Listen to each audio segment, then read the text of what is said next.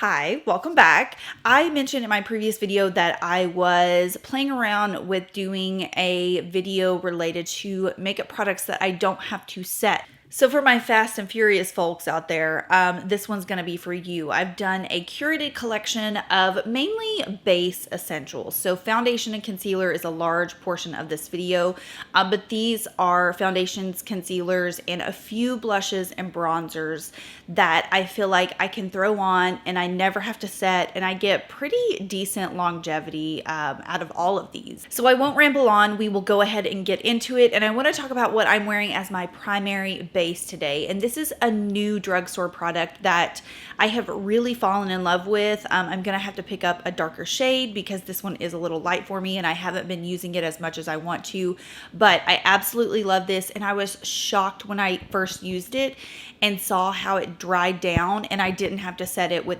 anything at all because the name is Hydraluminous Aqua Release Skin Perfector by number 7. So this was also one that not a lot of you were familiar with when I started talking about it. Number 7 as a whole in the US is not as popular as it is in the UK, but all of their products are absolutely phenomenal, and this one is very unique because although it is very hydrating on the skin, it doesn't look that way, and I don't mean that in a bad way, but when you hear Aqua Release Hydraluminous, you're probably thinking like ultra glowy, hydrated, style of look. And this actually is not. It dries down to a very natural finish, but it is so comfortable. So if you do have dry skin, don't be scared when I say that it dries down. It just has a very natural finish to it. And by the way, I'm not wearing any powder on my skin today. So every single product that I have used for the demo, I wanted you to see like how it looked without being set. So of course I have some glow, and that's mainly from my blush and bronzer products. You'll see when I demo a lot of these complexion products, they look very natural. There's either a satin or natural state to them, and that's just very functional to wear throughout the day. You don't have to worry about looking too glowy. You don't have to worry about glowy products coming off, because the more emollient they are, then chances are, they're gonna come off quicker. But this is a really great drugstore option if you haven't checked it out yet. Number 7, kick it up on the complexion options. It's really wonky, and there are not a lot of shades available in this formula. But if you can get your hands on one, really nice, affordable option. This is one that I simply don't give enough credit to here on my channel. I've talked about this more on my short form platforms, a little bit more than I have on YouTube, but it is the Danessa Myricks Yummy Skin. So this is kind of like a foundation, concealer, primer hybrid. You can use it a lot of different ways, but this is what it looks like. And essentially it's a very silky satin complexion product. We're just going to call it a complexion product because you can use this for a lot of different things. So I applied, the way I showed you in the demo is almost applying it as like a spot concealer or on top of like that skin tint. That's how I'm wearing it today. However, this is a product that's really good. I'm going to show you also in the demo. Sometimes when I apply my blush and maybe I get it up a little bit too high, or it doesn't seem to have a seamless transition, I'll go in with the Yummy Skin because it has a really unique, like soft, blendable texture. And I will just pat around where my under eye area and my blush meets, and it creates this really smooth, seamless effect around my cheeks. Now, I do want to caution that this is not for everyone. I would highly recommend you to either have a normal to combination oily skin. If you struggle with dry patches, dry texture, this is not going to be the one for you. I really do have to make sure that my skin is in a really good state before wearing this, and also make sure that I'm very hydrated, because at the end of the day, it is very silky, very satin, and it does borderline into the matte finish. However, it almost like blends in with your skin and your natural oils, and I find that it looks very natural once it's sat into the skin. Also a great reapplier, so if you need to touch up and reapply throughout the day, this layers very well. It's a really interesting and unique formula. I think it would be great for also on the go. It's just really smooth, honestly, and versatile. Like I said, I'm calling this a complexion product because you can use it so many different ways, but I find that the way that I use it most is kind of for those like touch up things or to help transition. I do wear it by itself, but again, I make sure my skin is really hydrated, and it tends to mesh pretty well when I do that. So this next product I think is a semi dupe for the Danessa Myricks that you can find at the drugstore, and it's the Loreal Age Perfect Tinted Balm. Now, I don't think you get as much coverage with the tinted balm. The Danessa Myricks one has a pretty decent coverage level. I would say it goes into the light medium, where this you're really just going to get a light coverage. However, it has a very similar texture. As you can see here, it's got that. It's really interesting because when you read tinted balm, again, you kind of think like, or at least I thought, okay, this is going to be like very glowy, very emollient, and it's actually the opposite. I would say it has a little bit more glow to it than the Danessa Myricks does, but ultimately I find this to have a little bit of a satin finish to it. So just like with the Danessa Myricks, I do want to throw out that I don't think this formula is for everyone, especially if you have textured skin or acne scarring. There's something about the formula on this, although I think it is really lovely and it feels great, and if you just like a sheer, quick, light coverage, chances are it's going to work well for you. But something about the pigment ratio in this, I find sometimes, especially when I have textured areas, it will really highlight it, emphasize. It's something about the pigment. It's almost like it separates from, and I know I'm making this sound bad right now. I mean, you can see like how much of this product I've used. I really do like it, but I do want to say, you know, it's like the saying, there's a time and place for everything. Same thing goes with this guy right here. If my skin's doing pretty good and I just want to throw something quick on, run errands in, this is good. Don't have to set it. Again, satin finish. And yeah, it is close to me to the Danessa Myricks. I do think the Danessa Myricks one is better, but this is obviously a little bit more in the affordable range and will give you a similar result. We're going back to number 7 again. This is their Lift and Illuminate Triple Action Serum Foundation. This is a really good one for mature skin. It has a super natural finish. I will say out of all the ones I'm talking about today, this one probably does lean into the most glowy, but it's not glowy looking. It's kind of just like fresh, healthy, hydrated, if that makes sense. You don't get a super heavy glow with it, but out of all the ones I've mentioned so far, this one is going to give off a little bit of radiance. However, there's something about it that's just so lightweight that, again, especially if you have mature skin and you're struggling with dullness, I like to apply this with my fingers or a brush, and I just find that it looks super healthy. Don't have to set it. It kind of dries down again to that natural finish, but you will get a smidge of radiance coming from it. So yeah, not one that you hear much about. I don't hear people talk a lot about this, but I love the Lift and Illuminate collection as a whole from number 7. So this one definitely has my stamp of approval. I'm going to breeze by these next 3 because they were all featured in my top 5 best foundations video, which I did recently.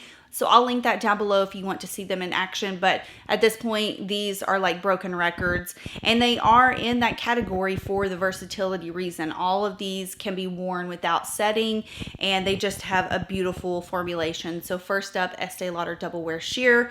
We all know her. We love her. It's basically, I mean, she should basically be the mascot of my channel at this point. Same goes for Armani Luminous Silk. Just what more can I say? It's like the go-to special occasion, special event foundation. Also for daily wear, just you can't beat it. It's so good. And then last but not least, Lisa Eldridge Seamless Skin, very similar to Armani Luminous Silk, but I think it has a little bit more longevity, and also it's definitely not as luminous as Luminous Silk is, which really surprised me when I tried this because I thought for sure Lisa would go for like this super hydrating glowy foundation, and no, she didn't, because she's a queen and she knows that people need versatility, and that's exactly what this is.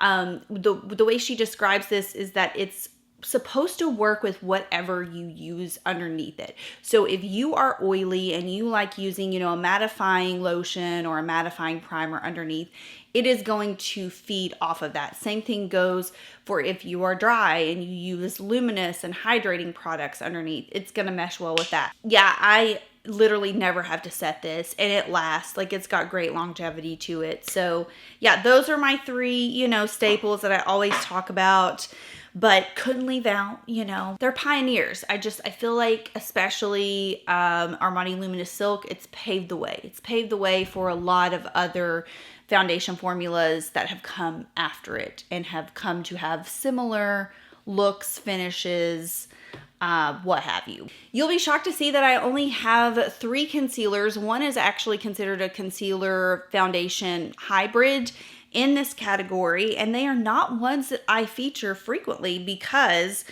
there's a specific way that I like to wear these. So first up is a Milk Makeup Future Fluid. This is one that to me has almost a matte finish. Like, it is borderline being matte, and so I will not use this if I have foundation on, especially like even just a light to medium coverage foundation. Really, the way that I like to wear this is by itself. And I talked about in my previous hydrating makeup routine, I talked about this specific method of keeping my skin fresh and hydrated throughout the day, but also having longevity. This is a concealer I will wear by itself. And what I mean by that is I will prep my skin really well, hydrating, juicy, primer, moisturizer, you know, luminous primer underneath, and then I'll just use this as foundation. And this is a method I talked about in my previous video, like my hydrating makeup essentials, or like my ultra hydrating makeup routine. I talk about using actually a matte concealer, but going in and really like juicing up the skin, hydrating up the skin beforehand. And the reason is it just gives this like hyper realistic look. This is a concealer I will do this with. So you have that ultra hydrated look underneath, but you get the longevity from having more of a matte to satin concealer. So that's my spill on that. If you want to reference more of what I'm talking about, you can go back to that video. But I love this for just throwing on and hitting the road. Like, I don't have to set it. It already has that matte to satin finish, and it looks beautiful. Like, it looks so stunning every single time that I wear it. It lasts well throughout the day. And yeah, it's just one that I think works with, similar to the Lisa Eldridge. Whatever you put underneath it is essentially how it's going to wear throughout the day. So I do like to keep it hydrated, keep it juicy underneath, and then apply this, and I'm good to go. Don't have to set it. I'm out the door. The next one is also very similar. This is the Bobbi Brown Skin Full Cover Concealer. This one was actually designed to be used as a foundation. So very interesting concept with this. It is definitely more fluid-like compared to the Milk Makeup. So I think personally, if you have a little bit more texture, you might want to go for the Bobbi Brown because it just is thinner in texture. The Milk Makeup one, you'll notice if you have it, is thicker. When you pull it out, it sticks to the doe foot. This does not. This is a little bit more wet, runny, thin consistency. However, it has great coverage to it and great longevity. I wear this a lot as foundation in the summertime because for those 2 previous reasons, and also because I don't have to set it. So yeah, this is actually one that I almost like couldn't get on board with because I was using it with all of my other foundations, and then one day I just tried it by itself. Like when I put on my primer, I think I had like my Beauty Project face glaze on underneath, and I was stunned. I was shocked. It looked amazing, and you know, just like perfect for travel. Just like throw it in, wear it as your dang foundation for a whole week on vacation, you know, super slim. And it was designed for that. Like, they actually did design this to be worn like all over the face. So really good option. Also underrated. I don't hear people talk about this. Okay, you know the one I was talking about as foundation and concealer combo, obviously the Merit Perfecting Complexion Stick. This is one that I don't know if I've ever sat this. Like, truly, because when I use it, there's absolutely no reason to. It just gives light coverage.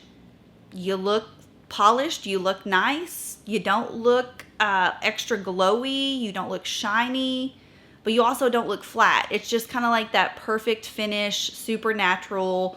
And yeah, I'm just trying to think, like, have I ever set this product? Merit doesn't even have a setting powder. I firmly believe, because honestly, like, none of their products truly need to be set, but especially the Perfecting Complexion Stick. So I always recommend this to people who want light coverage, people who need to maybe reapply throughout the day because this does layer well, and people who travel. No setting with this, and you're just going to get a nice natural light coverage. Okay, you're going to have to send me your recommendations for some bronzers that you feel that you don't have to set. And I'm talking cream bronzers because, I mean, it makes no sense. You wouldn't set a powder bronzer. So I actually only pulled one from my collection that I felt like could really not be set. I could get away with not setting, and it's still actually a very glowy product, but it's so sheer. And there have been several occasions where I haven't set it at all, and I think it wears fine. It's really not meant to be one of those ultra long wearing products, but you can get away with setting it for sure, and I love it for daily wear. It's the Milani Supercharged Multi-Stick, and I use the shade Bronze Voltage. It looks pretty dark in the tube, but I mean, I'm wearing it right now, and you'll see it in the demo. It shears out quite a bit. Love this. I use this so much, and I use it a lot in videos as well. It's just a very easy to apply sheer bronzer. I was going to mention the Nars Laguna cream bronzer, but I feel like, I don't know if that one's still available. And also, it's not one that I only wear that when I'm doing like a full face of makeup, which is totally rare. I don't often use that when I'm just doing my daily wear makeup because it's kind of thicker. It's very matte, and it does grip the skin like very well. So it's one that I totally would not have to set, but it doesn't logically make sense for me to use daily wear because it's kind of a lot. It's kind of a thicker product, and I just think it works best for more fuller coverage looks. So yeah, I actually only had one bronzer. I mean, sorry if that lets you down, but you know, I just wasn't going to throw anything in here that I didn't feel actually met up to the claims that I'm making in this video. But I do have a few blush options that I think are really good contenders. Let me reach for a couple right now. This is kind of like an obvious, I feel, although I don't always reach for these, but they have such good longevity, and especially the matte versions, you don't have to set at all. And it's the Rare Beauty cream blushes, specifically the matte ones. I have a couple of the dewy ones, and I think this one's dewy, the Joy color. I think this one's considered one of the dewy ones. I mixed it in with Bliss today. That's what I'm wearing on my cheeks partially. I have another color on top of it. But specifically the matte ones, they're super silky, and they give you a really perfected look. Like, these are such a stunning blush, formulation. And I just feel like no matter what you used with these, you just never have to set them because they have good lasting power. The shades are super pigmented, and especially the matte formulation, I mean, it kind of just sets itself in place. Wanted to give Rare Beauty a shout out there, although I know the cream blushes are like ultra popular anyways. So let's move into an oldie here. Benefit Tints. Any of the tints. I'm trying to train myself. When I say tint, I will often say tent, and I don't know why. But if you hear me say tint in videos, a lot of the times I'll go back and I'm like, why did I call it a tent? Anyways, any of the Benefit tints would be perfectly acceptable for this category. I have Floratint, which is one tent. There I go. Floratint. I don't know why. Floratint. I have Floratint here. And really any stain, obviously, it's kind of like self-setting. Like, you don't have to worry about setting it. It has a really high pigment ratio, and it's just going to set into the skin really nicely, this included. So I have a little bit on my lips, and then I topped my cheeks with this as well. And especially with the Benetint's, they actually none of them to me have an ultra glowy look anyways. It's just more of that stained finish. So if you want something multi-purpose, you could use on lips and cheeks, and you like that stained, almost like popsicle look, any. It doesn't even have to be Benefit. any type of tint like that, staining tint. Say tint one more time. Okay, should I even be talking about this next product? Let me make sure they still make it. Okay, yes, they do. Although it may not come in as many shades as it used to. It looks like a lot of these are sold out on the actual brand website, but I'm going to talk about it anyways because I've been using these for years. These were like #1 blushes for me on brides back in the day when I did freelance, and they have such great lasting power. They look stunning, and they have like this really unique satin finish with a glow.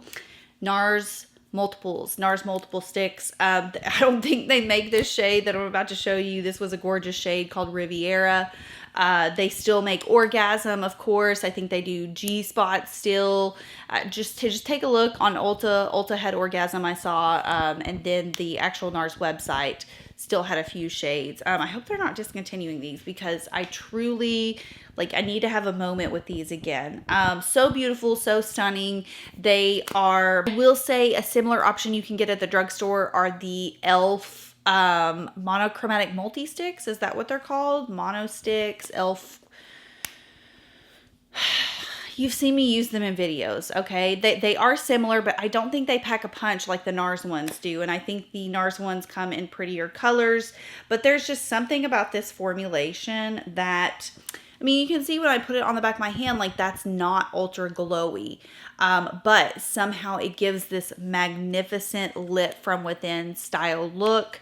I just remember like no look was complete back in the day until I had put the Nars Multiple on the bride. You know what I'm saying? So, yeah, these are ones that I feel like I can just throw on, and I use them as a topper as well. Like I would, after I'd kind of set everything, if I felt like, you know, the face was looking a little flat, go in with a little bit of the Nars Multiple, top off the cheeks with it, and just stunning, gorgeous finish. So I wanted to bring out an oldie because I think those, yeah, they're just kind of like classic products. They're very nostalgic for me. I have to give some love here to Pearl Beauty. All of the Pearl Beauty multi-sticks, I think Alana did a good job of making sure, again, they fall into that category where they can be very versatile, not too dewy, not too matte. And these definitely fall into that category. This is the shade called Easy Going. Literally almost identical to my favorite Merit Flush Balm in the shade Terracotta, but these come in a ton of beautiful colors, and she does do bronzers in this Core 4 like multi-stick formula. There's a shade, I can't remember what it's called, but it's more of like a bronzer shade. That's one I would consider as a contender for this. I don't know why I didn't grab that one before I left. It's at my house, so I'm at my office right now, and I kind of just like bring stuff back and forth, but yeah, if you want to support someone who, you know, started out on YouTube, really great makeup artist. I've always admired Alana's videos, and I love watching her on Instagram. She posts more like behind the scenes of her brand Pearl Beauty on there, and I just, you know, love seeing a good woman in biz and thriving. Especially if you're UK based. She, I think, is in Northern Ireland. Wait, how y'all doing over there? Didn't Northern Ireland, like, they're not a part of, as Kelly Clarkson would say, did they break away? Okay, I don't know how I got onto this. Just if you're in the UK, obviously, like these are going to be accessible. Okay, that is my curated collection. I did not include highlighters because personally, for me, highlighter is the last step. Like even if I have set my face with something, I put highlighter on top. So it's never getting set with anything. I just didn't see the point of pulling out my highlighters and just like talking about, like, it's always the last thing for me. Maybe it's not for everyone else, but I apply it last, and most of the time I don't even apply highlighter anymore. Like, I'm going to be honest. This is enough glow for me, you know? I'm out of that era. I'm out of that phase. So I skipped on highlighter because it's just like, it's the last thing that I do. And I'm noticing because I'm so stingy and I don't wear highlighter a lot anymore. A lot of the highlighters I do wear are discontinued. Cough, MAC, Hush. I'm still so pissed about that. Let me see, have they brought that back? No, great. It does not appear that they have brought MAC Cream Color Base and Hush. That's literally what I wear like every day if I wear a highlighter. So yeah, that's the reason I didn't really mention that. Hope you're not mad.